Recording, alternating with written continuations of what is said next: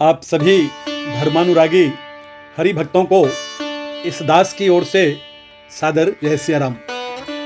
1554 बिसे कालिंदी के तीर, श्रावण शुक्ल सप्तमी तुलसी धरियो शरीर।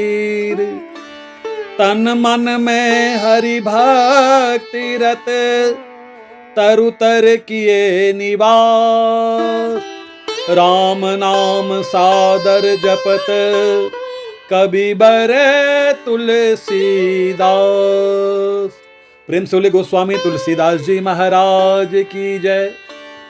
कली पावना अवतार भक्तों के सुमेरु पर्वत रामचरितमानस के रचयिता श्री गोस्वामी तुलसीदास जी का प्राकट्य दिवस की आप सभी हरि भक्तों को मंगल बधाई।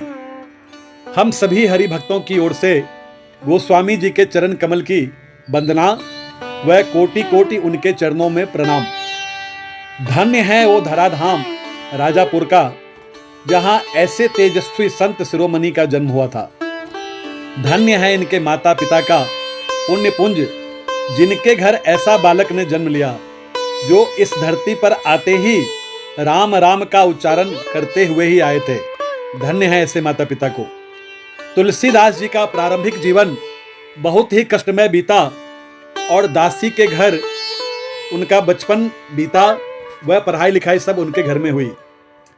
उसी समय के एक संत श्री नरहरिया दास जी के आश्रम में उनकी शिक्षा व दीक्षा व जनेऊ संस्कार सभी पूर्ण हुआ और राम कथा भी सर्वप्रथम अपने गुरुदेव भगवान के मुख से ही सुना था।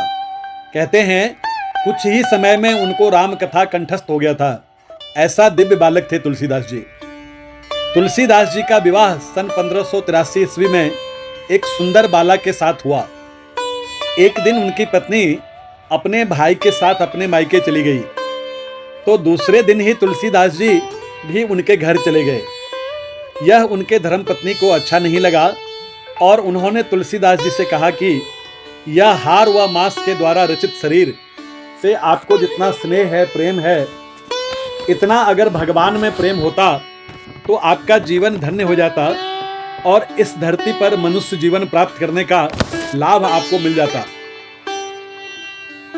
यह बात तुलसीदास जी के हृदय में तीर के समान चुभ गया और उसी वक्त तुलसीदास जी तीर्थराज प्रयाग के लिए निकल गए और वहां आकर संत का वेशभूषा धारण कर अनेकों काव्य व धर्म ग्रंथ की रचना करने लगे।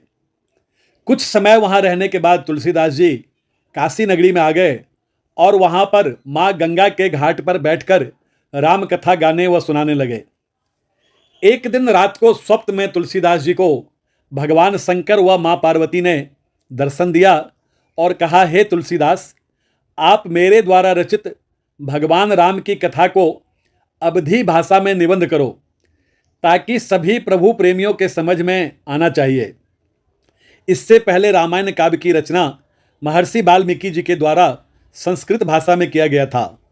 संस्कृत भाषा कठिन है, अतः साधारण जनमानस को समझना थोड़ा मुश्किल होता है और आप इस रामचरितमानस को अवधी भाषा में लिखिए। और स्वप्न में भगवान राम कथा लिखने का आदेश देकर अंतर्ध्यान हो गए। प्रातः काल से ही तुलसीदास जी रामचरितमानस को अवधी भाषा में लिखने लगे और यह कथा करीब 2 वर्ष से अधिक समय में पूरा हुआ। और इस धर्म ग्रंथ को सभी आचार्य व साधु संत ज्ञानियों के समक्ष काशी विश्वनाथ मंदिर में रात को रखा गया। हमारे 6 वेद, 18 महापुराण, उपनिषद और सबसे नीचे तुलसीकृत रामायण को रखा गया और रात में मंदिर बंद कर दिया गया। सभी संत रात भर मंदिर के बाहर जागते रहे और भगवान का भजन करते रहे और सुबह जब हुआ तो मंदिर खोला गया। देखा तो रामचरितमानस ग्रंथ सबसे ऊपर रखा गया था और भगवान शंकर के द्वारा लिखा गया था, सत्यम शिवम सुंदरम। इस प्रकार हमारे और आपको रामायण महाकाव्य गाने व सुनने को प्राप्त हुआ। ऐसे महाकवि तुलसीदास जी को बारंबार वंदन है हम सभी हरि भक्तों की ओर से और इस दास की ओर से आप सभी भक्त वृंद को भी तुलसीदास के जयंती की अनेकों अनेक शुभकामना और सादर जय सिया राम।